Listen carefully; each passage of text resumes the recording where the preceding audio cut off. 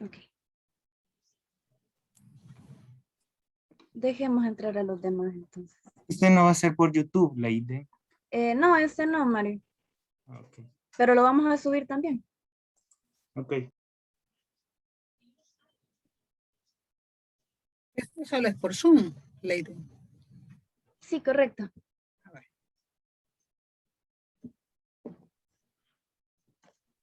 Iniciemos, Nancy. Tengan todos muy buenas noches. Mi nombre es Nancy Laínez, soy vocal de la Junta Directiva de Microdes Student Chapter de ASM. En esta ocasión, con mi compañera Leiden Cárdenas, seremos los moderadores de la mesa redonda titulada Soluciones a la Resistencia, ¿cuál es el plan? Para la cual contamos con profesionales expertos en el área, a quienes agradecemos por su participación, y comenzamos.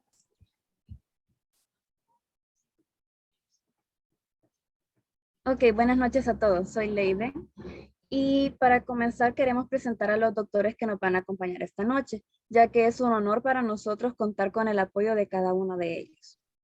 Primero, la doctora Leonor Murillo de Linares. Es doctora en medicina, graduada de la Universidad de El Salvador, máster en ciencias en microbiología, School of Medicine, Tulane University en Nueva Orleans, y entrenamiento en citogenética médica en Tulane University Medical Center. La doctora Murillo de Linares tiene 25 publicaciones científicas en revistas nacionales y extranjeras. Ahora la doctora Verónica Fuentes. Ella es doctora en medicina, graduada de la Universidad Dr. José Matías Delgado de El Salvador. Es docente de tiempo completo en el Departamento de Microbiología de la Escuela de Medicina de la misma universidad. La doctora Fuentes es miembro del Comité de Investigación de la Escuela de Medicina desde enero de 2020 hasta el presente. Y por último, el doctor Carlos Flores. Es doctor graduado de la Universidad de Michigan, Estados Unidos. Becario Fulbright en el CDC Atlanta, Estados Unidos. Desarrollo de anticuerpos monoclonales.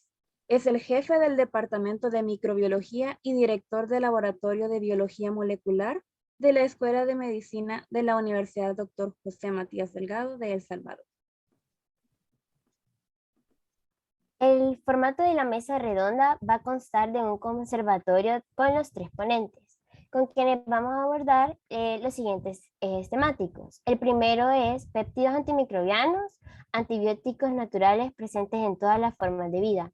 El segundo eje, bacteriófagos, herramientas prometedoras para combatir la resistencia antimicrobiana. Y el último eje es rol de la investigación científica en la crisis de resistencia antimicrobiana. Realizaremos preguntas dirigidas a cada ponente, quienes tienen entre 5 y 10 minutos para responder, y si otro ponente quiere dar su opinión del tema, también puede hacerlo. Al finalizar el conservatorio, se dará espacio al público para que pueda realizar sus preguntas, y también acordarles que estas pueden ser en el chat de Zoom. Ok, vamos a comenzar con el primer eje temático. Péptidos antimicrobianos, antibióticos naturales presentes en todas las formas de vida. Los péptidos antimicrobianos son parte esencial de la inmunidad innata. Se encuentran en plantas, animales y microorganismos y tienen actividad antimicrobiana de amplio espectro contra bacterias, hongos, virus y parásitos.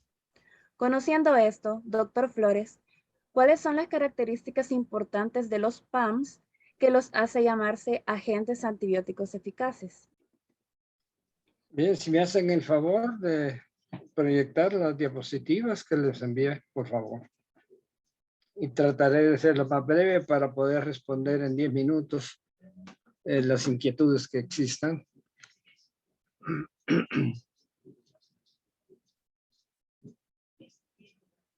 Bien, aquí tenemos la primera imagen.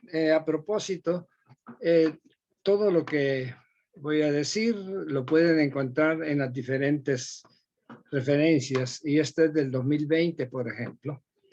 Y en general, los péptidos antimicrobianos se clasifican según la fuente, tal como dice aquí arriba, según la fuente, según la actividad que tengan, según la estructura química y según si en esa estructura química existe algún aminoácido en particular, en mayor número.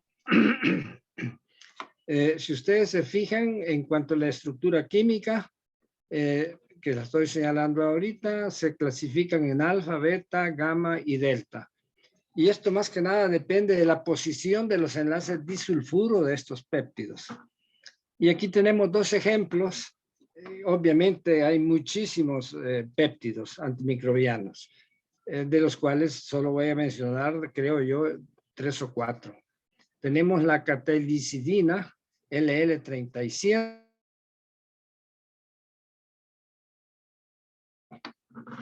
Y la beta-defensina 2 se encuentra en mayores de edad. Los péptidos en realidad son producidos en cualquier parte del cuerpo humano, esa es la verdad, cualquiera. Y entonces tenemos, veamos aquí que dice derivados de, sí, hay uno bien importante, que son derivados del colostrum humano, caseína 2001-220. Estos números se refieren al número de aminoácidos que componen a estos péptidos. En realidad, los péptidos son mucho más pequeños. A mí me sorprendió que este se salía del tamaño pequeño que tienen estos péptidos. Veamos qué más es importante. Pueden ver las fuentes, son muchísimas. Aquí tienen todos los animalitos, mamíferos, plantas, microorganismos, el ambiente acuático, no sé qué es realmente, y los insectos y los anfibios. Esas son las fuentes.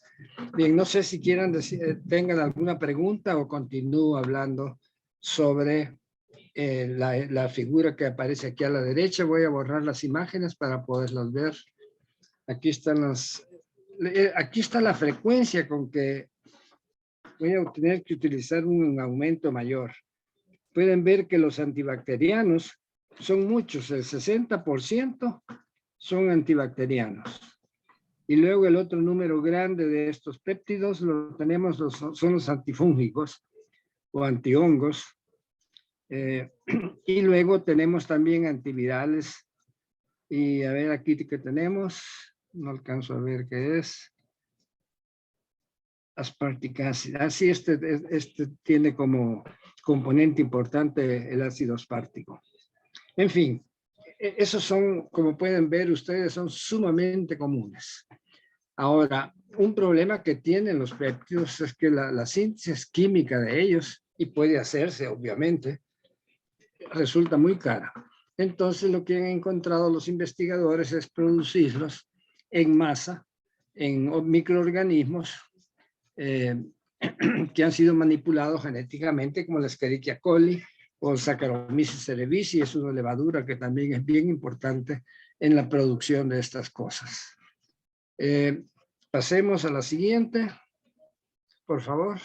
Bien, aquí tenemos los péptidos antivirales. Si ustedes se fijan, este es un virus, que nunca lo había visto tan feo, más parece casi una hamburguesa, casi, más que un virus. En fin, tenemos péptidos que son anti-envoltura de los virus. Tenemos péptidos que son anticápside de los virus, que es lo que estoy señalando ahorita aquí, el nucleocápside. Tenemos proteasas. Las proteasas en realidad son enzimas que en alguna forma contribuyen a la madurez, o si ustedes quieren, al armado adecuado de los virus. Y ahí tenemos algunos nombres de ellos. Luego, ¿qué más tenemos aquí? Tenemos también péptidos contra la proteína, el spike que tienen todos los virus envueltos de preferencia, y el coronavirus que es ahora tan famoso.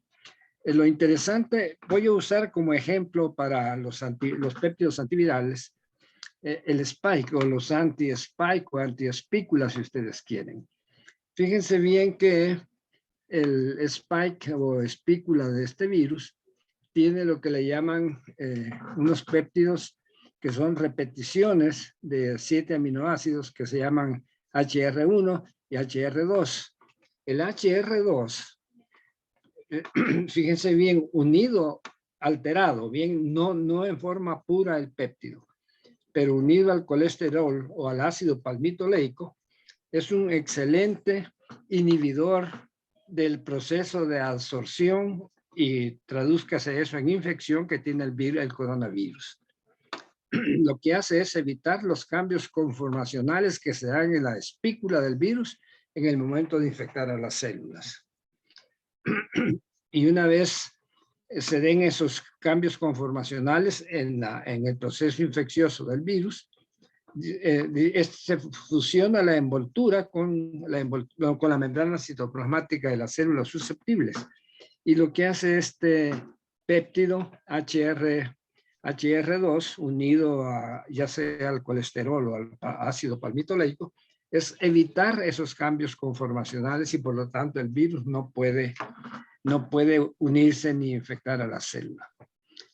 También tenemos péptidos que evitan la fusión de la membrana. En esencia, el que acabo de hablar es un ejemplo muy apropiado.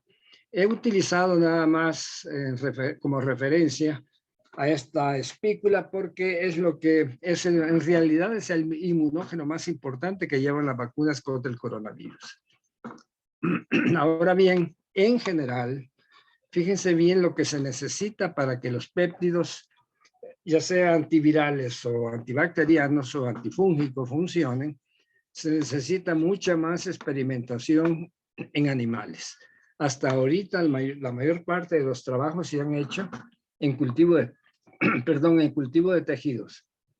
Mejorar también los métodos de producción biológica, desde luego, tal como lo expliqué, utilizando microorganismos genéticamente manipulados.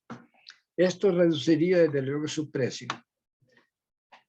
Y algo muy importante es investigar mucho más realmente cuál es la estructura química de estos péptidos que más funcionaría en algún ejemplo en particular. Y eso, si quieren volver a la diapositiva anterior, por favor. Eso que acabo de decir tiene que ver con esto, en donde estoy señalando con la flecha, con esta estructura, ¿bien? Dependiendo de estas uniones de los disulfuros, todavía no se conoce a ciencia cierta realmente qué estructura es la más apropiada para que funcione contra algún microorganismo. La siguiente, por favor. La siguiente. Bien, con eso termino en realidad el aspecto de los péptidos antimicrobianos. Gracias.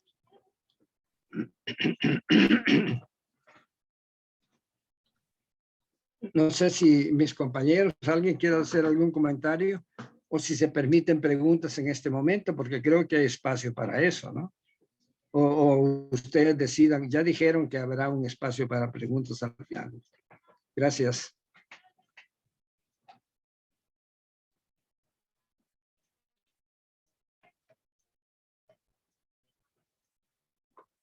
No oigo a nadie ahorita.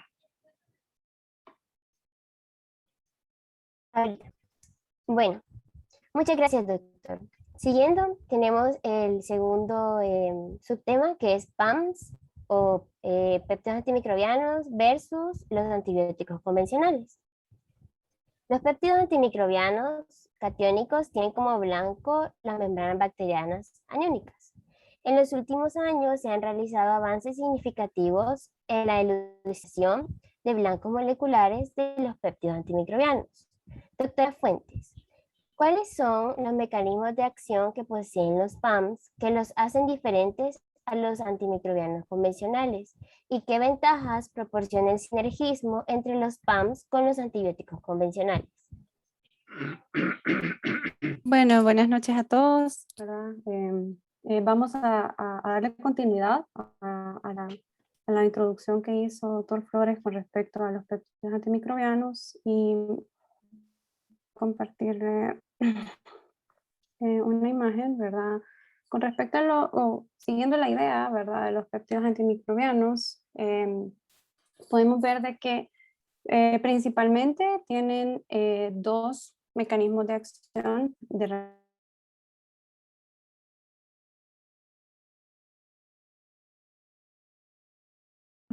que podrían ser resistentes a antibióticos.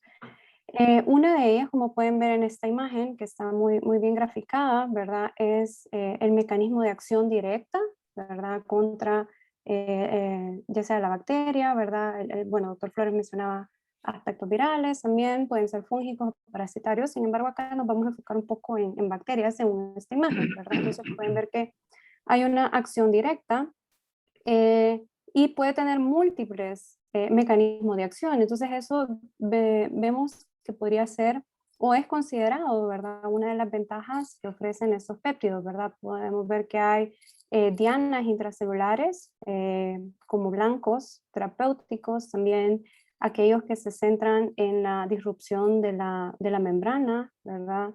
Hay otros mecanismos que se unen directamente a receptores, ¿verdad? Y hay otros mecanismos también, ¿verdad?, de disrupción de las maquinarias que constituyen la membrana.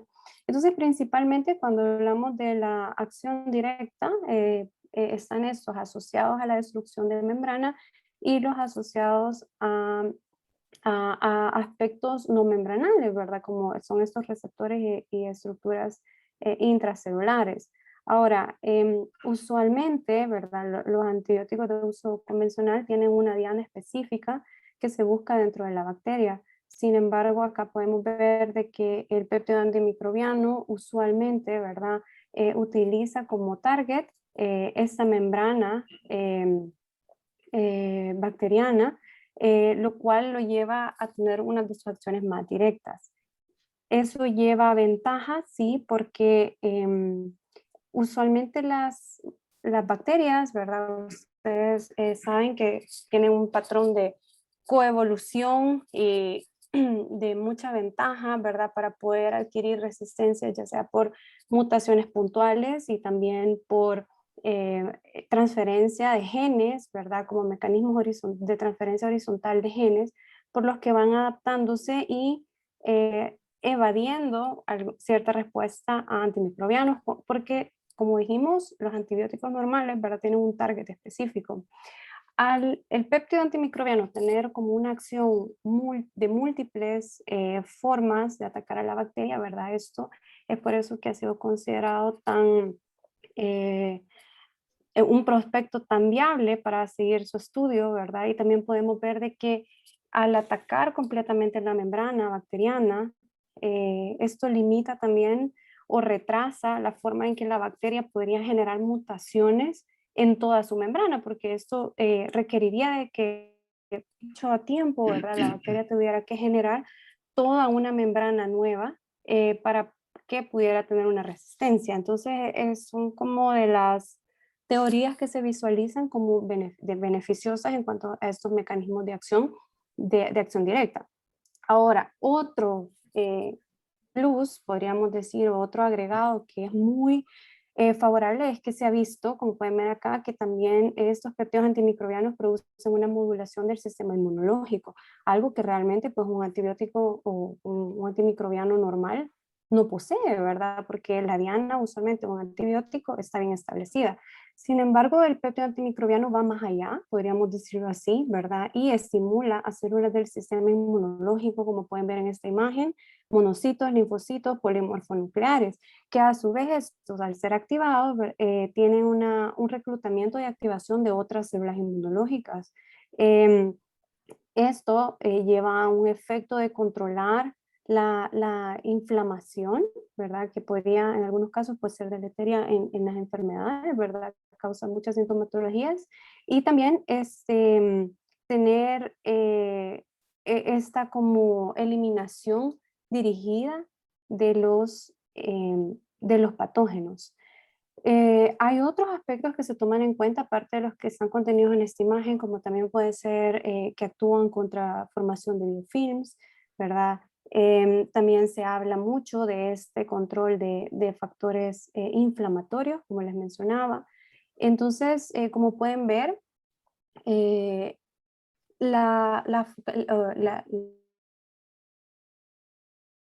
beneficios con relación al antibiótico normal. Y vamos a ver, para completar el punto, Acá se los puedo, bueno, esta imagen que encontré me pareció que era muy ilustrativa también con respecto a este objetivo, ¿verdad? Acá podemos hacer un recordatorio como un antibiótico de las formas usuales, ¿verdad? Que contamos, inhiben acá síntesis de proteínas, como pueden ver, ¿verdad? Inhibición de la pared celular, e inhibición de ácidos nucleicos, ¿verdad? Y acá pueden ver los péptidos antimicrobianos, ¿verdad? Como les mencionaba, esta modulación del sistema inmunológico, a la cabeza de estas catelcidinas y defensinas, que son una de las que están un poco más descritas. También, como recuerden de que estaban aquellos mecanismos de acción en membrana y aquellos asociados a no membranales, ¿verdad? Comparten algunas sinergias, ¿verdad? Como pueden ver aquí, ¿verdad? Inhibición de ácidos nucleicos, aquí esta formación antibiofilm, destruyen toda la membrana, ¿verdad? Bacteriana, y también comparten en sinergia esta inhibición de la pared celular. Entonces, se habla mucho de que, conforme a la pregunta, ¿verdad? Que iba dirigida a que ¿cuál es esta? Si se había pensado en sinergia, pues claro que sí, ¿verdad? Se describe que la, la sinergia de estos mecanismos, ¿verdad? Podría llevar a disminuir toxicidades cuando se utilizan dosis altas, ¿verdad? O también en aquellos tratamientos, por ejemplo, en el tratamiento de tuberculosis, donde es bien conocido que se utiliza una combinación de muchos antibióticos, podría disminuir la dosis, ¿verdad? También, y también al cubrir como de una forma multifacética a la bacteria para poderla eliminar, también se prevé disminuir todas estas factores de resistencia asociados. Entonces, digamos que un poco es prometedor, es muy prometedor lo que se ve el advenimiento. Sin embargo, pues se sigue estudiando. Como pueden ver, esta publicación es del año pasado, del 2020, entonces hay mucho todavía que está creciendo en esta década para poder realmente saber cómo, cuándo y en qué momento, ¿verdad? Se debería de utilizar, pero en general, pues parece de que el sinergismo sería bienvenido y podría ayudar a disminuir algunas cepas de multiresistentes. Creo que con eso cerraría este punto. No sé si alguien más quisiera compartir un poco.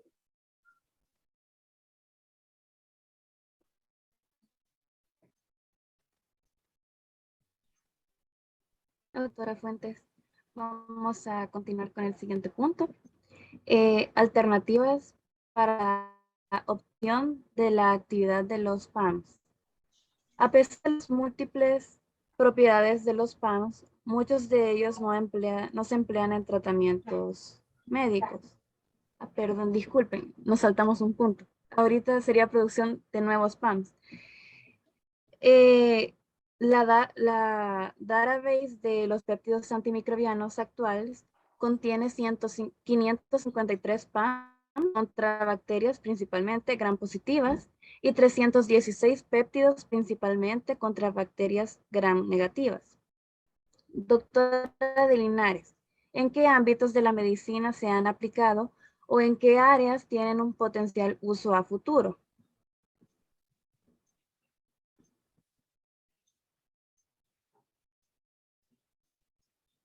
Adelante.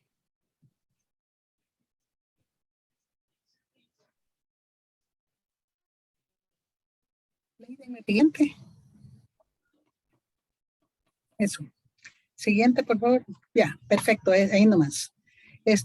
La verdad es que estos productos vienen a ser una alternativa muy efectiva para los antibióticos, porque el problema de la resistencia bacteriana presentada por la gran mayoría de bacterias actualmente contra la mayoría de antibióticos de que disponemos nos coloca en una situación bien problemática, ¿verdad? Entonces, los péptidos antimicrobianos vienen a ser una buena alternativa. Ya escuchamos que son producidos por prácticamente todos los organismos ya sea microscópicos o macroscópicos, incluso árboles, ¿verdad? O animales. Y luego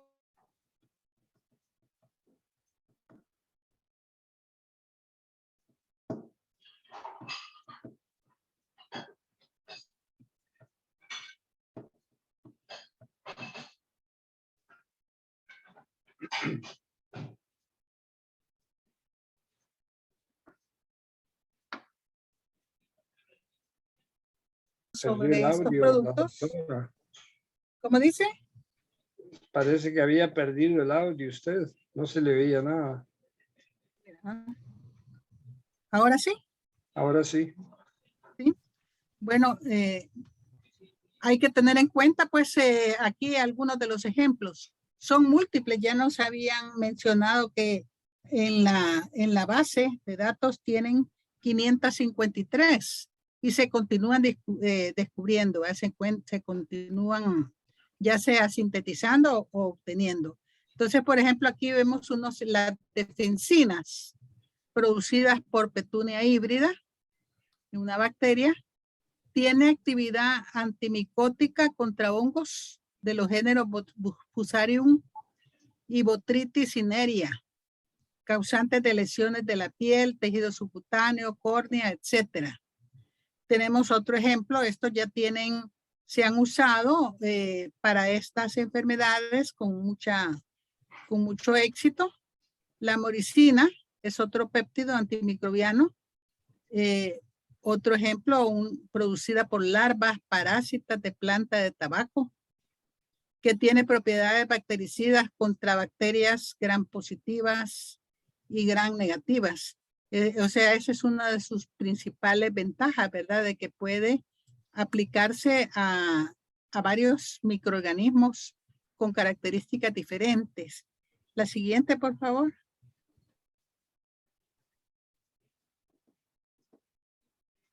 Las magaininas, aquí vemos que son producidas por una especie de sapos. O sea que no necesariamente tiene que ser un animal. Y es activa contra bacterias, hongos, parásitos e incluso células cancerosas. Esto amplía todavía el rango de actividad de estos productos, que presenta pues muchas alternativas de las que usualmente vemos, ¿verdad? O sea, en general podemos decir que el número de PAMs es muy extenso y que hay una gran variedad de aplicaciones, sus actividades son muy variadas de manera que permite posibles aplicaciones en medicina humana, en medicina de otras especies y para individuos de todos los reinos. Entonces hay ejemplos ya en la literatura de que se han usado para enfermedades infecciosas, como las vías urinarias, la sepsis bacteriana, y también en otro tipo de enfermedades como las neoplasias. La siguiente, por favor. Esta es muy interesante, la teisobactina. Es recientemente descubierto. Es un inhibidor de la síntesis de la pared celular. O sea, viene siendo como el equivalente de la penicilina. Es muy activo contra Staphylococcus aureus, Streptococcus pyogenes, Clostridium difficile, Enterococcus fecales, o sea, incluso Mycobacterium tuberculosis, ¿verdad? Que es una bacteria contra la cual no hay muchos antimicrobianos. Entonces, este viene siendo un adendum, ¿verdad? La terapia y los programas de control de la tuberculosis. Ahora, este producto Teisobactin es muy novedoso porque tiene la particularidad de afecta bacterias que son muy conocidas por su resistencia. O sea, y bacterias que ya están conocidas y actuando como resistentes. Por ejemplo, el Staphylococcus aureus resistente a la meticilina, que es una bacteria muy importante en el ámbito nosocomial. Es una causa de mortalidad importante en el hospital. El Enterococcus fecalis resistente a la vancomicina, que es también bacteria muy peligrosa, pues que tiene una alta mortalidad. El Streptococcus pneumoniae resistente a penicilina también. O sea que es una alternativa muy valiosa para bacterias que se consideraba imposible ya tratarlas debido a su resistencia. Ahora, este producto sí es inefectivo contra la mayoría de bacterias gram negativas, pero pues se espera que se desarrolle con más disponibilidad para que pueda usarse, vea, un antibiótico muy prometedor, ¿verdad? Veamos la siguiente. Doctora de Linares. Sí. Por lo que describe usted de este péptido, se parece mucho a la lisozima, la actividad que tiene. Pareciera que estaba hablando de lisozima. La lisozima es una actividad que causa, sí, lisis, ¿verdad? Sí, de bacterias, de la actividad esquimas, que tiene, se parece pero mucho sí podría ser, ¿verdad? Que Uh-huh. el mecanismo de acción es similar, sí. Así es. Sí. Gracias. Es muy similar. Gracias. Y aquí tenemos este otro producto, vea, producido por una bacteria gram positiva. Este es el nombre de la bacteria, Photorhabdus cani, activa contra el producto, el Darobactin, es activo contra varias importantes bacterias patógenas gram negativas. Por ejemplo, Pseudomonas aeruginosa y Klebsiella pneumoniae. Interesante es que este producto se ha ensayado experimentalmente en ratones inoculados con estas bacterias, con la idea de que desarrollen, es un modelo animal para el desarrollo de septicemia, y el Darobactin puede revertir el proceso de enfermedad severa y muerte, ¿verdad? Tiene la ventaja de no ser tóxico para las bacterias del intestino. Esta es una parte muy importante porque precisamente los antibióticos en general afectan nuestra microbiota, sobre todo la microbiota intestinal. Y este producto, pues, que es un péptido, no afecta la microbiota. Y eso es una ventaja porque la microbiota tiene funciones muy importantes para la conservación de la salud del individuo. Entonces, esa es otra de las ventajas. Ahora, el objetivo, pues, de hacer estos estudios experimentales es precisamente para usarlo posteriormente en humanos. O sea, ya por lo menos actualmente, incluso estos productos se han usado ya en algunos humanos con infecciones severas, aunque no siempre, pues, se ha tenido buenos resultados por el estado de los pacientes, ¿verdad? Sigamos. Este producto me encantó. Es producido por una mosca, la mosca drosófila. Pero lo interesante aquí es que la mosca lo produce cuando el gen Nemuri de la mosca se sobreexpresa.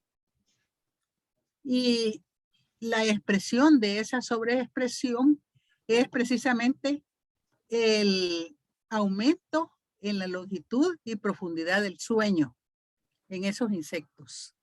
Entonces, esto es algo que ha llamado mucho la atención porque precisamente, sobre todo en la época actual de estresante, pues muchas personas no tienen un sueño muy saludable, sino que son insomnes. Entonces siempre se están buscando productos que tengan la capacidad de inducir el sueño, porque es necesario. Entonces se ha visto también que los aminoácidos producidos por la sobreexpresión de este gen fueron también efectivos para matar bacterias como Serratia marcescens y Escherichia coli que están en el intestino. Entonces se comparó con un grupo control de moscas para ver qué diferencia había en los dos grupos y se vio que las moscas que tenían sobreexpresión del gen Nemuri mostraron mayor duración del tiempo de sueño, tuvieron una vida más larga y cuando murieron presentaban una menor concentración de bacterias en su intestino y organismo. Entonces, esto lo llevó a las personas que están estudiando este producto a investigar, pues, la relación entre el sueño y el sistema inmune. Porque, pues, el sueño es algo muy importante para la salud, pero muchas veces no tenemos explicación sobre cómo es que el sueño actúa en nuestro organismo. Siguiente, por favor. Vemos pues que los niveles de péptidos producidos por microorganismos e individuos de varias especies pueden ser muy importantes para la conservación de la salud de los humanos. Por una parte, pues su actividad antimicrobiana, que ya la hemos comentado, pero también por su efecto en otras áreas de los individuos. Por ejemplo, su fertilidad, influencia sobre las enfermedades autoinmunes, trastornos neurológicos e incluso cáncer, ¿verdad? Se piensa pues que en algunos casos donde el péptido tiene actividad sobre células neoplásicas, pueda constituir en un futuro un nuevo tratamiento menos tóxico, ¿verdad?, que la quimioterapia. Siguiente. Hasta ahí.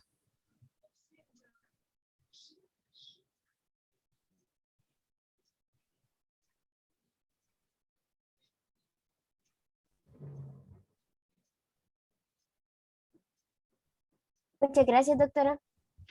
Continuando, ahora el siguiente es alternativas para la optimización de la actividad de los PAMs.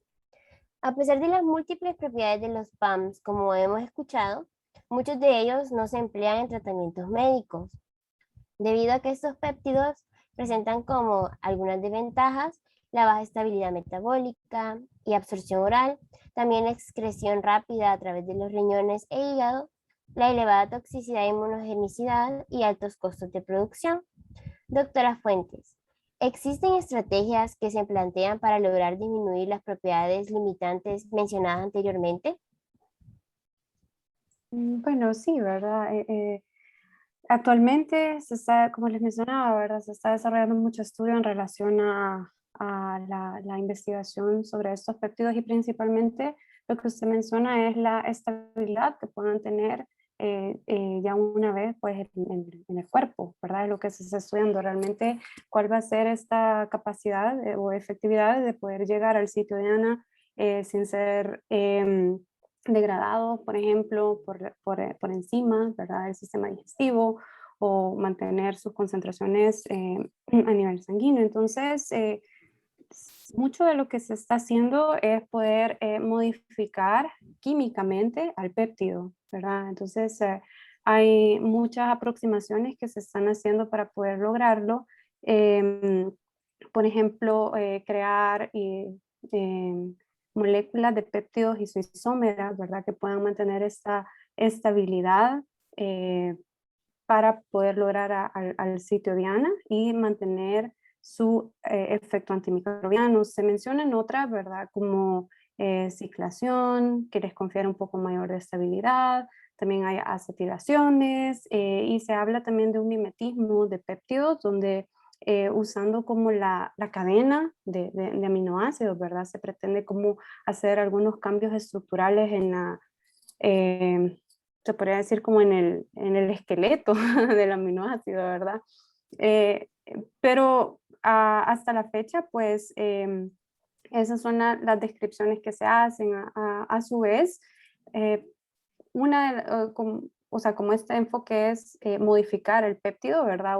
Otro tipo de acercamiento que se está haciendo para mejorar su eficacia es poder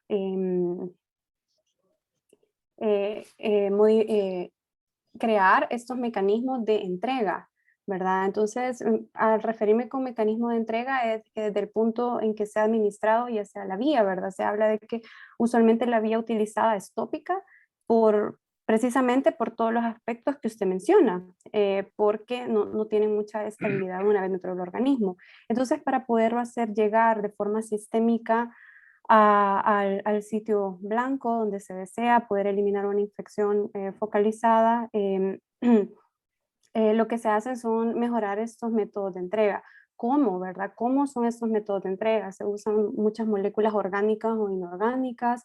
Dentro de eso hay nanopartículas de metales, ¿verdad? Que se están utilizando que puedan llevarlos. Se habla mucho de utilizar lípidos, ¿verdad? Surfactantes, porque los lípidos y los surfactantes también tienen la capacidad de crear muchos otros compuestos como micelas, liposomas, Em, también hay como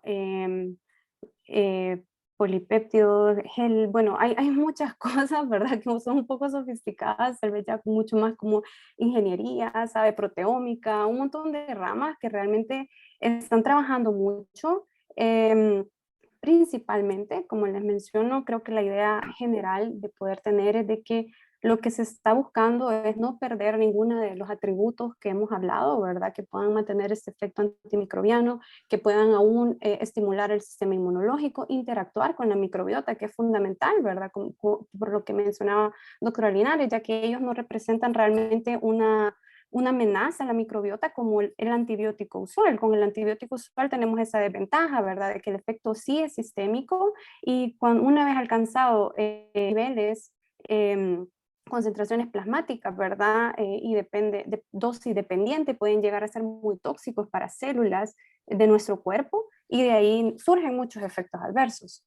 Entonces, la intención de poder modificar y crear un péptido que sea adecuado con un método de entrega adecuado es precisamente disminuir eso, de que no sea tóxico para las células corporales y también que no sea dañino para la microbiota, porque la microbiota la tenemos que ver como un aliado, ¿verdad? No un enemigo. Entonces el antibiótico en general, como todas las bacterias, sean de la microbiota o sean patógenas, comparten estructuras celulares en común. Podemos hablar de su membrana, ¿verdad? De sus ácidos nucleicos para el celular. Entonces el antibiótico realmente una vez ingerido, ¿verdad? Y en concentraciones plasmáticas puede llegar a dañar nuestra microbiota. Y al final eso va en declive del paciente, ¿verdad? Porque la necesitamos realmente para poder estimular el sistema inmunológico. Entonces lo que se está buscando, y hay mucha investigación en torno a eso que me pareció sinceramente muy interesante, es cómo se están ideando todos estos métodos de entrega principalmente. Y claro, no es fácil, ¿verdad? No es fácil porque se tiene que demostrar de que no sea tóxico, de que en general, pues muchas cosas que hay que tener en cuenta, ¿verdad? Dosis, eficacia, método de entrega, ya sea la forma de administración, sea oral, sistémica, tópica. Entonces, por el momento, ¿verdad? Lo tópico es lo que ha sido un poco más estudiado. Sin embargo, sí se continúa buscando nuevas alternativas y creo que va a ser muy interesante realmente poder observar a lo largo de un tiempo cómo esto va a poder volverse algo que pueda ser empleado realmente para la administración en humanos.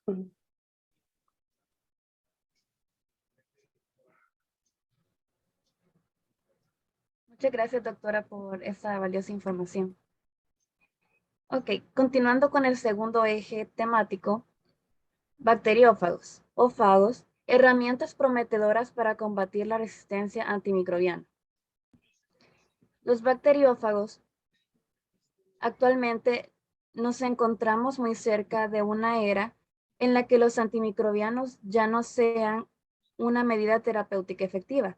Por ejemplo, los microorganismos ESCAPE, que son resistentes a múltiples fármacos. Ante esta preocupante situación, los fagos son una alternativa muy prometedora. Por esto, doctor Flores, ¿podría explicarnos qué son los bacteriófagos y cómo es que funcionan como una alternativa a los antimicrobianos?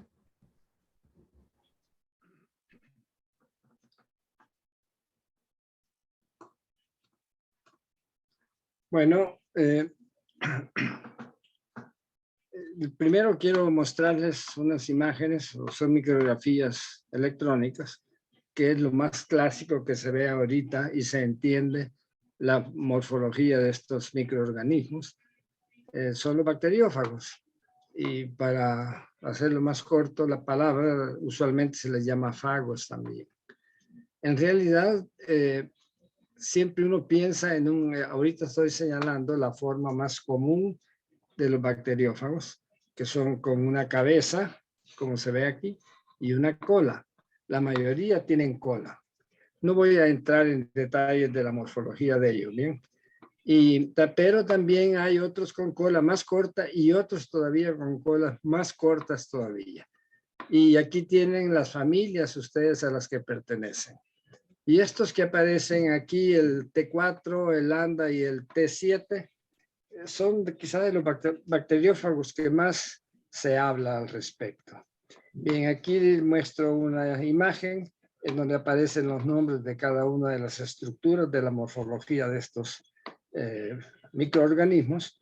Y interesante en esta que estoy señalando ahorita es ver, esta es la pared celular de una bacteria, y ver cómo el bacteriófago inyecta, en este momento está inyectando su DNA, que también puede ser RNA, a la bacteria.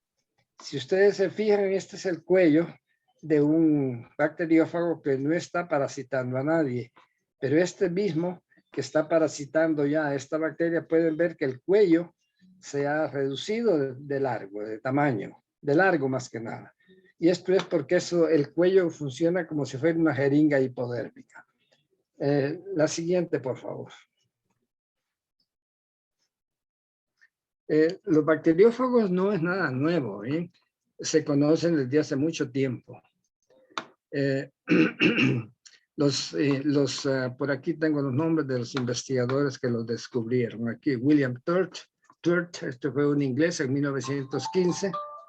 Discúlpeme que alguien me está llamando. Hola. Ahorita estoy ocupado, un momentito. Estoy ocupado.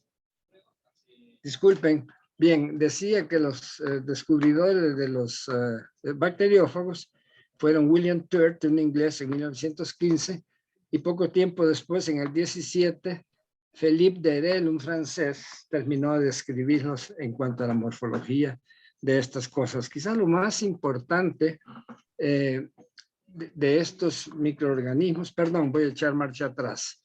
Fíjense que poco antes, la siguiente, por favor. Poco antes del descubrimiento de la penicilina, más o menos unos 10 años antes, se descubrieron los bacteriófagos. Y desde luego eso creó una revolución prácticamente en la mente de los investigadores de aquella época, porque dijeron, bien, aquí encontramos la cura de las enfermedades infecciosas, fundamentalmente bacterianas. Pero a raíz del descubrimiento de la penicilina, el interés por los bacteriófagos prácticamente se enterró por completo. Sin embargo, en este artículo de aquí, el 2017, hablan de que, perdón, es este de aquí del 2012. Los rusos, fíjense bien, los rusos y los polacos, a pesar de los antibióticos, de la presencia ya de los antibióticos, fueron los que siguieron investigando con mucha ahínco a estos microorganismos. Sin embargo, este artículo de aquí arriba dice que los trabajos de los rusos en su gran mayoría carecían de un rigor científico, entonces mucha gente prácticamente descartaba lo que los rusos descubrían, pero el autor de este artículo dice que después de todo, en alguna forma algo es rescatable. La siguiente, por favor. Bien, lo interesante de estos microorganismos está en la especificidad que tienen. Eso es lo interesante. Un bacteriófago puede parasitar a una bacteria o infectar a una bacteria si esta bacteria tiene receptores específicos para ese bacteriófago. Si no los tiene, la bacteria es resistente. Bien, de todos los trabajos que se han hecho, me llamó la atención mucho bien, en donde experimentando en ratones, encontraron que son efectivos contra la sepsis y la meningitis causada por Escherichia coli. Bien, este es el artículo. Voy a describir qué fue lo que ellos encontraron. Fijémonos más que nada en los trazos. No nos fijémonos en los números porque eso lleva un poquito de tiempo explicarlo y no vale la pena. Bien, si ustedes se fijan, la figura A es la curva de sobrevivencia de ratones recién nacidos inoculados intratecalmente con 200 bacteriófagos, por decirlo de una vez. Perdón, con 200 bacterias E. coli o unidades formadoras de colonia. Bien, esos fueron los que esto muestra aquí. Bien, aquí tenemos la sobrevivencia. Ahora bien, los cuadrados, los círculos negros, estos que estoy señalando ahorita, círculos negros, bien, este de aquí. Me confunde ¿cómo se llama? El puntero láser que tienen los organizadores y mi puntero que es una flechita. Bien, si ustedes se fijan, estos círculos negros son de los ratones que no fueron tratados con bacteriófagos. Si ustedes se fijan, prácticamente al día y medio más tarde se habían muerto todos. Ahora bien, los que se trataron 7 horas después de la inoculación de la Escherichia coli a los ratones, cuadrados claros, estos que estoy señalando aquí. Si ustedes se fijan, a los 5 días todavía todos estaban vivos, comparado con lo que sufrieron los que no habían sido tratados. Bien, estos fueron inoculados en el cerebro, bien intratecalmente. Ahora veamos la curva B. En las curvas de sobrevivencia de ratones recién nacidos inoculados en la cisterna magna, ahora fíjense bien, el inóculo de Escherichia coli es mucho más grande que en el primer experimento en A. Aquí eran 200 EFU y aquí son 2 millones. Es una diferencia enorme. Y lo hicieron más que nada los investigadores porque querían asegurarse que con un inóculo mucho más grande todavía los bacteriófagos funcionaban. 1 hora después de la infección, se inyectaron intraperitonealmente con una gran cantidad de fago. Bien, estos son los que veamos. Estos son los de 1 hora. Si ustedes se fijan, a los 5 días estaban vivos todos. Bien, esta línea de aquí es la inoculación del bacteriófago 2 horas después. Bien, sobrevivían hasta más o menos 2.5 días aquí. Estos de aquí eran inoculados 4 horas después de que eran tratados con bacteriófagos 4 horas después de haber sido inoculados. Prácticamente no resistían más que un día y morían. Estos son los controles que no fueron inoculados con Escherichia coli, pero no con bacteriófago. Lo interesante de todo esto, lo tengo aquí en azul. Fíjense bien que midieron ellos o contaron la concentración de fagos en el líquido cefalorraquídeo. Fue de 5.8 por placas, unidades formadoras de placas, refiriéndose a los bacteriófagos. Esto fue concentración en el líquido cefalorraquídeo. Bien, ese mismo conteo se hizo también en sangre. Y en sangre habían 10 veces menos bacteriófagos. Lo interpretan esto los investigadores y esto es lo más importante de todo el trabajo. Demuestra que los fagos atravesaban la barrera hematoencefálica. Recuerden que estos fueron inoculados intraperitonealmente, ¿bien? Esto de aquí, los bacteriófagos.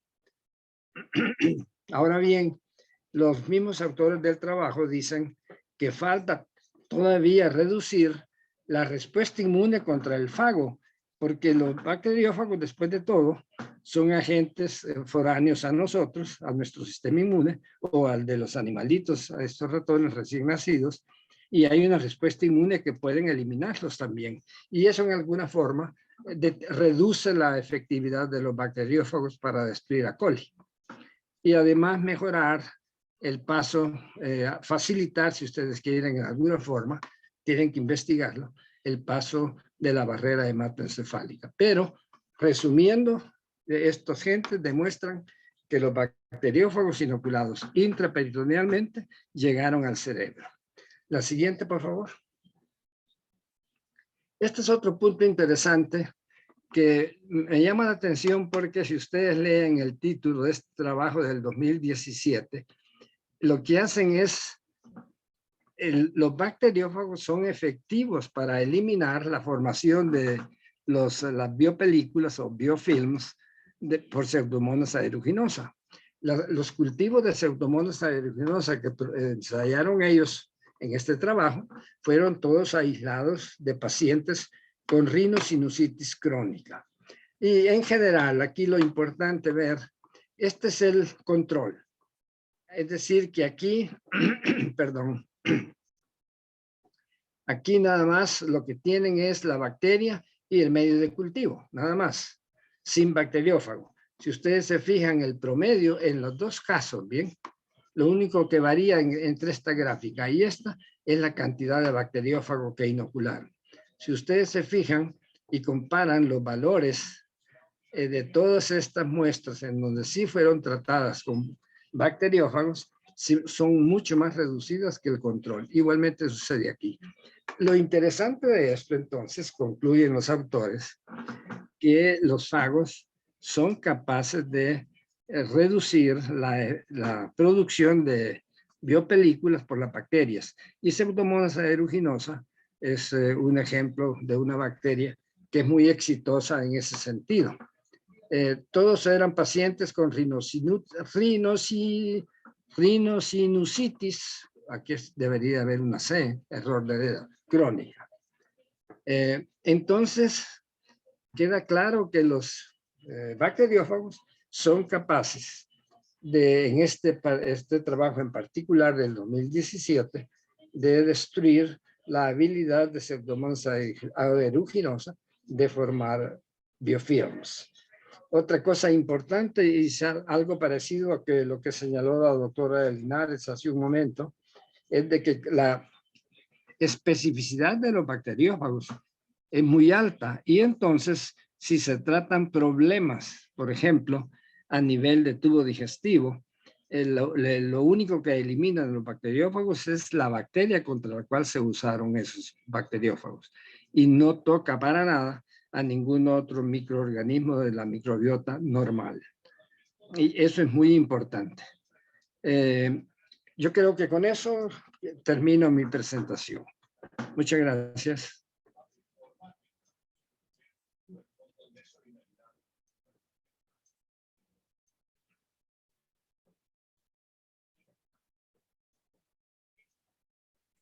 Muchas gracias, doctor. Siguiendo, tenemos ventajas y desventajas de la terapia con fagos. Es importante valorar riesgos y beneficios en una nueva terapia.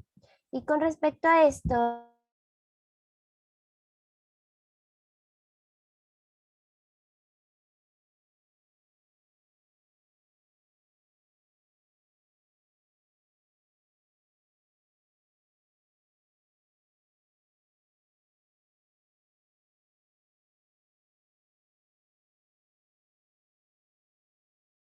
Aquí me preguntan sobre las ventajas y desventajas de la terapia con fagos. La verdad que creo yo que todos los microbiólogos conocemos de la historia de los fagos, pero no sabíamos que en realidad no se habían desarrollado las formas de tratar pacientes con fagos, excepto como mencionaba el doctor Flores, en los países de Europa Oriental, ¿verdad? Donde se han usado ampliamente. Siguiente. Aquí veamos sus principales ventajas. La especificidad es la característica notable de los fagos y yo originalmente lo había considerado como una limitación, pero sin embargo, muchos autores consideran que es una ventaja porque no va a afectar a otros microorganismos que no tengan nada que que ver con el problema de la enfermedad, sino que va directamente, exclusivamente a la bacteria o al microorganismo que está causando el problema. Entonces no causan disbiosis, o sea que no afectan la flora normal, el microbioma, ni tampoco infecciones secundarias, porque se limita estrictamente a actuar sobre los microorganismos para los cuales tienen su especificidad. Entonces esa es una de las principales ventajas, y aunque se ha utilizado incluso por vía parenteral, por vía digestiva, no se han reportado efectos colaterales ni toxicidad para células de mamíferos después de la terapia con FAO. O sea que no se ha reportado, a pesar de si se administra y no se utiliza, se desecha, pero no va a causar ningún problema. En cambio, los antibióticos pues no van a discriminar, ¿verdad? Cualquier bacteria que está por ahí que no tiene nada que ver, va a ser también destruida, porque es una bacteria y porque tiene, ya sea pared celular o tiene síntesis de ácidos nucleicos, que es lo que el antibiótico pues va buscando, el blanco que va a destruir a la microorganismo. Luego tenemos aquí otro aspecto muy, muy importante, y es el costo.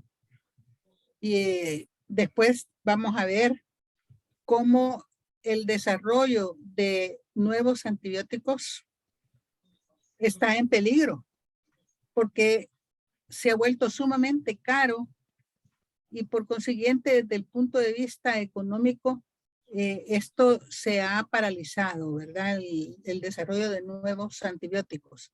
Y en cambio, el proceso de desarrollo de nuevos fagos para terapia es de menor costo. Y eso pues favorece que se haga más investigación en ese campo.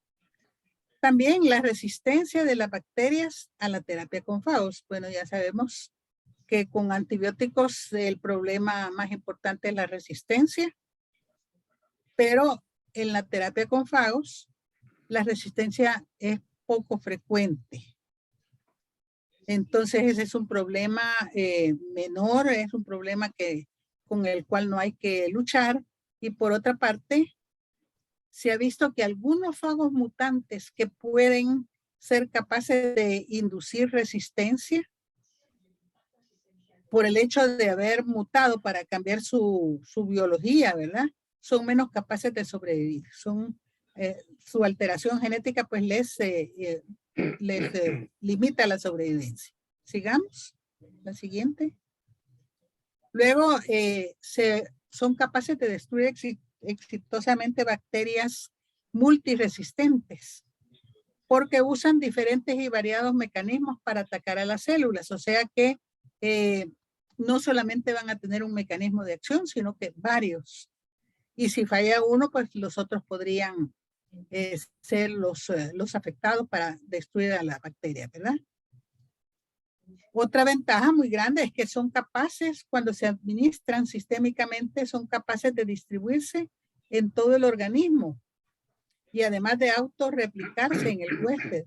O sea que el fago, como es un organismo vivo, pues se puede replicar, y ya no tenemos necesidad de aumentar la dosis, puesto que en el organismo va a estar incrementándose ella solita por el proceso de replicación. Pueden atravesar la barrera hematoencefálica, que eso ya el doctor Flores creo que nos habló, nos mencionó cómo ellos habían comprobado que los fagos habían atravesado la barrera en los ratones. Pueden destruir los biofilms. Esto también es un complemento de lo que el doctor Flores mencionó, cómo podían eliminar el biofilm en casos de rinosinusitis, ¿verdad? Y luego también no hay reportes de reacciones alérgicas después de su uso. O sea que los bacteriófagos no se comportan como alergenos en el humano. Veamos la siguiente. las desventajas, o sea, esas eran las ventajas, pero la principal desventaja es de que todavía no se ha estudiado suficiente cómo deben ser utilizados. No existen guías de regulación para establecer los estándares de eficiencia y seguridad de los tratamientos para los pacientes. De manera que el paciente puede indicar que el médico se ha equivocado, no le dio el tratamiento en forma apropiada, porque no se tienen las guías de regulación necesarias. Entonces hace falta que haya mayor estudio acerca de la aplicación de los tratamientos con fagos a pacientes con infecciones bacterianas, virales y parasitarias. O sea, es un campo que tiene todavía que trabajarse.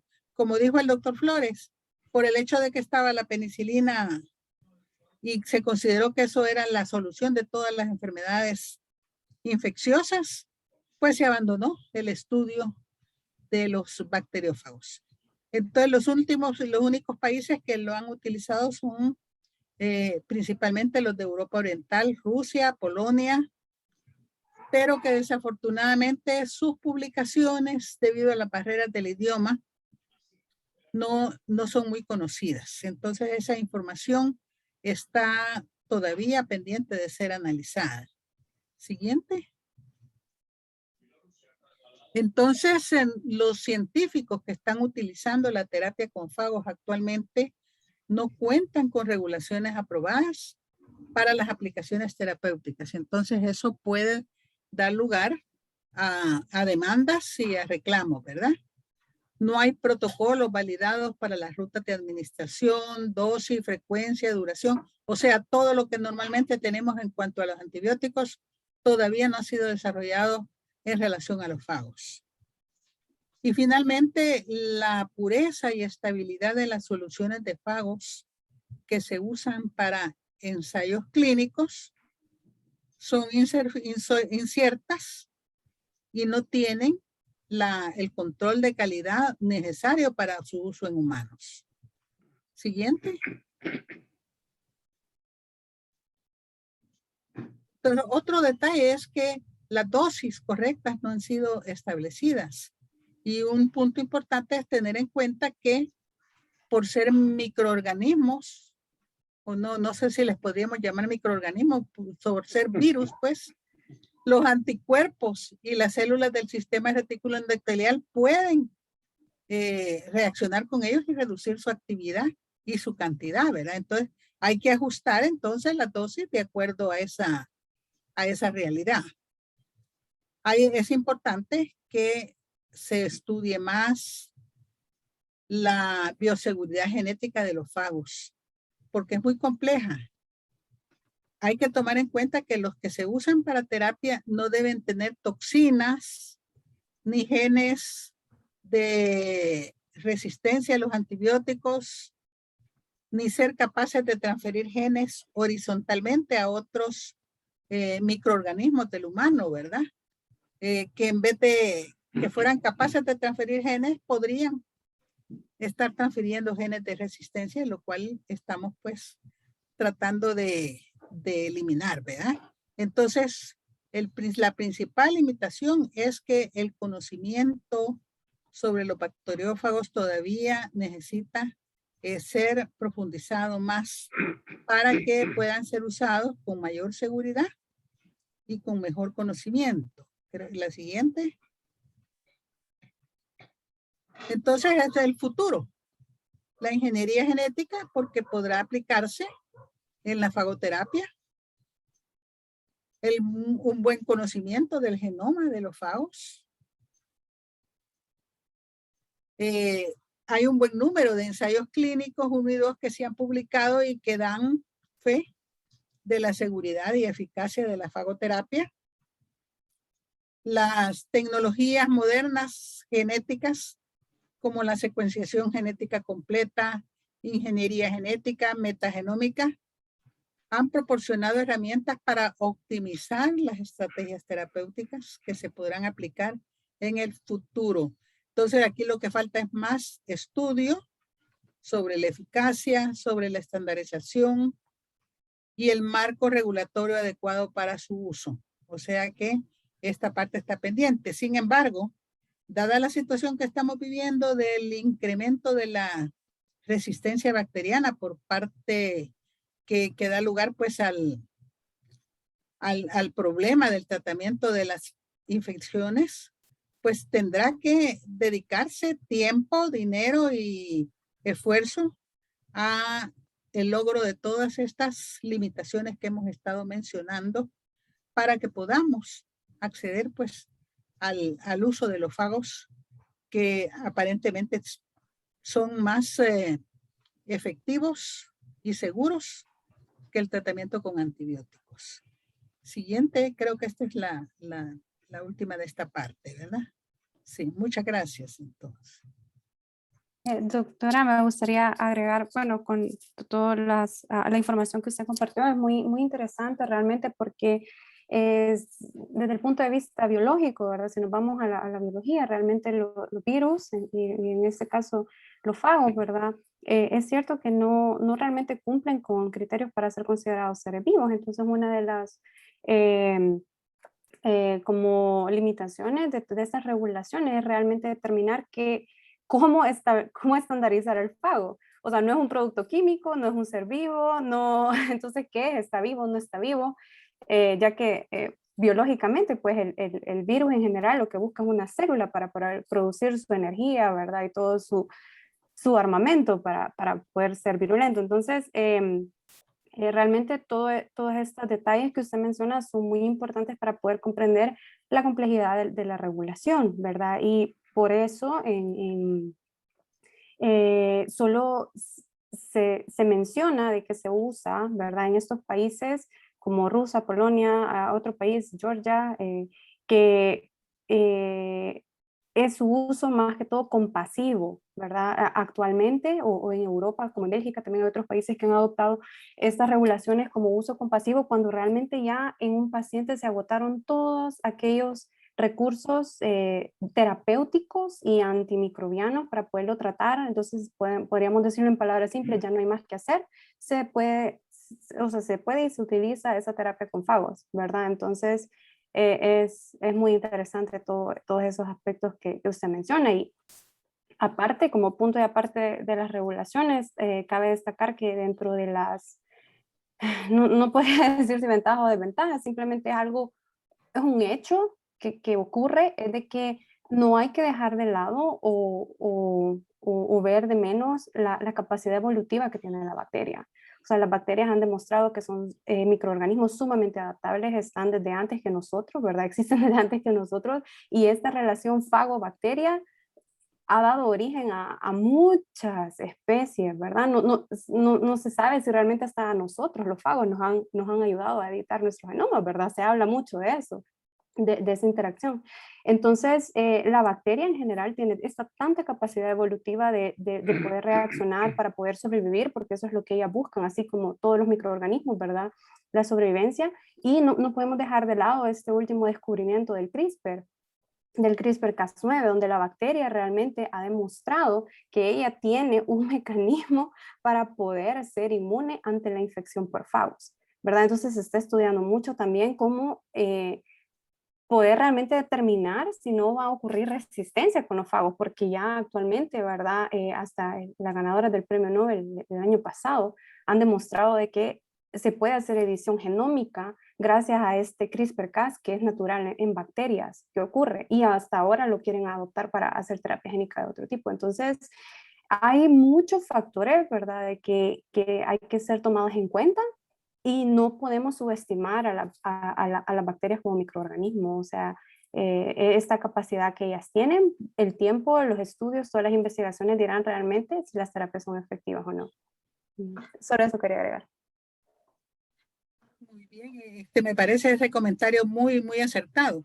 La verdad que los bacteriófagos estaban como abandonados, ¿verdad? Como una curiosidad, y ahora se presentan como una alternativa, y una alternativa de buena calidad, pero requieren estudio. Ese es el punto, ¿verdad? Que necesitan ya empezar a dedicar, sobre todo los países con mayores recursos, que tienen ya posibilidades de hacer otros niveles de investigación, empezar a estudiar pues los aspectos genéticos que nos interesan porque nos permitirán decidir si los vamos o no a utilizar, ¿verdad?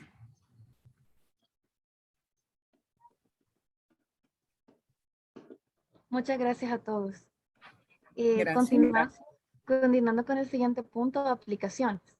El desarrollo de terapias puede llevar mucho tiempo y debe atravesar distintas fases para garantizar efectividad y seguridad.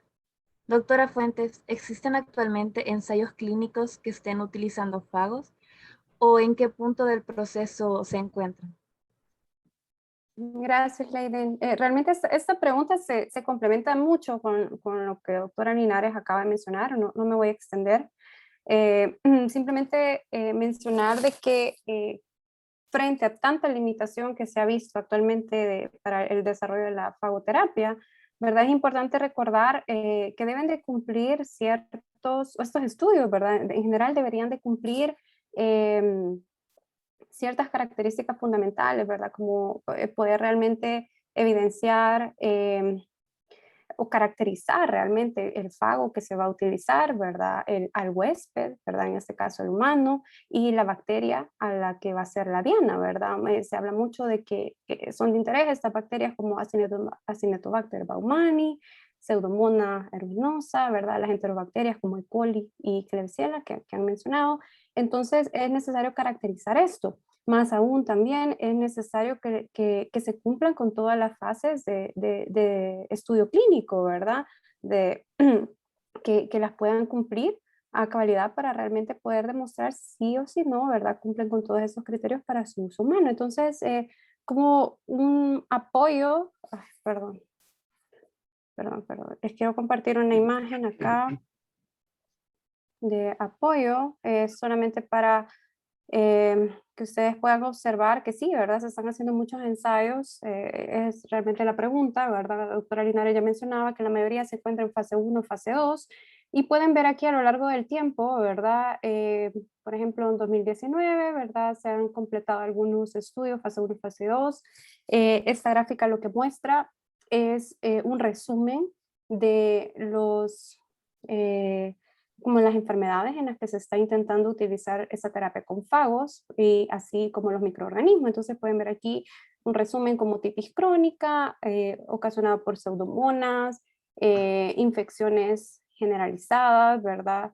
Heridas infectadas, diarreas, úlceras diabéticas, desórdenes gastrointestinales, infecciones de vías urinarias, úlceras en piernas, etcétera. Entonces podemos ver que el espectro sí es amplio para todas estas infecciones bacterianas, ¿verdad? Y sin embargo, pues lo que se pide, ¿verdad?, a la comunidad científica es que estos estudios pues realmente puedan tener esta validez para poder ser considerada información que pueda ser luego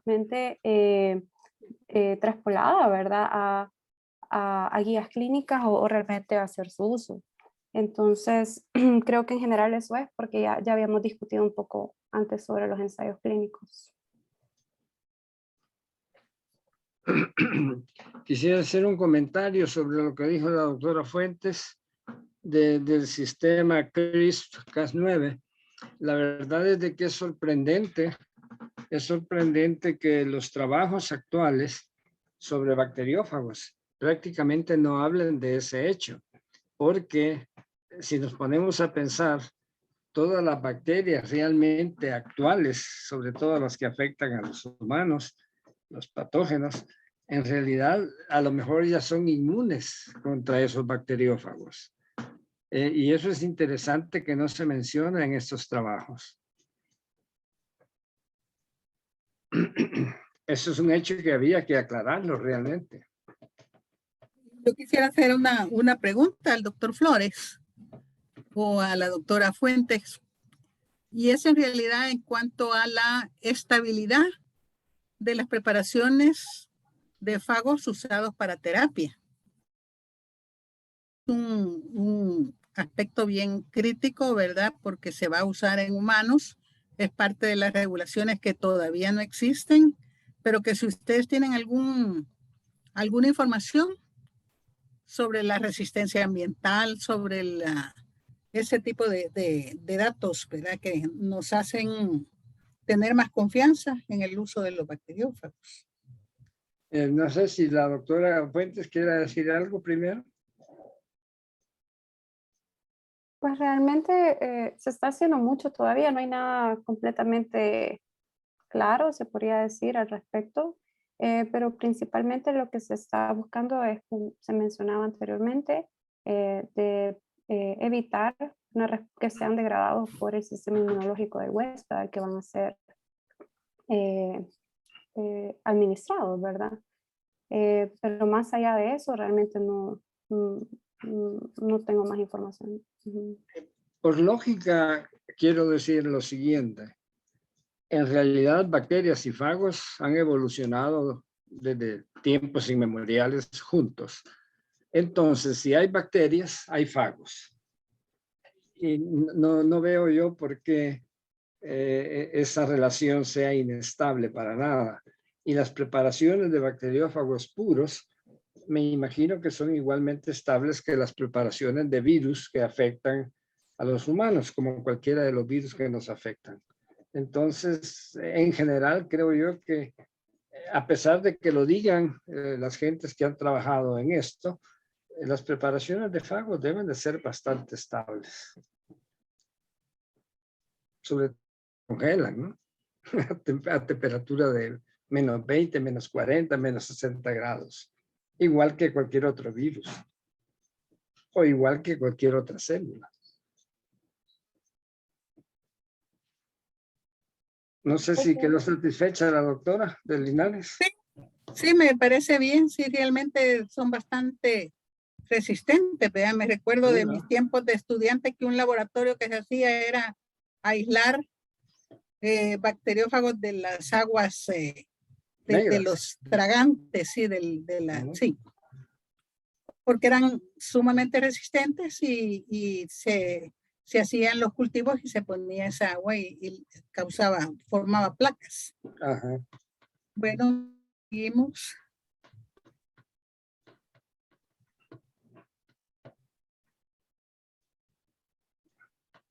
Ok, por cuestión de tiempo vamos a pasar a la última pregunta, que es sobre la resistencia a los fagos.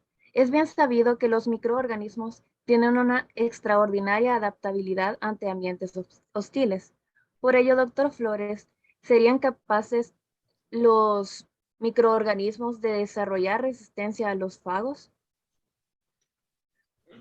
Creo que es bastante complicado, porque en realidad las bacterias tienen sus receptores en la pared celular.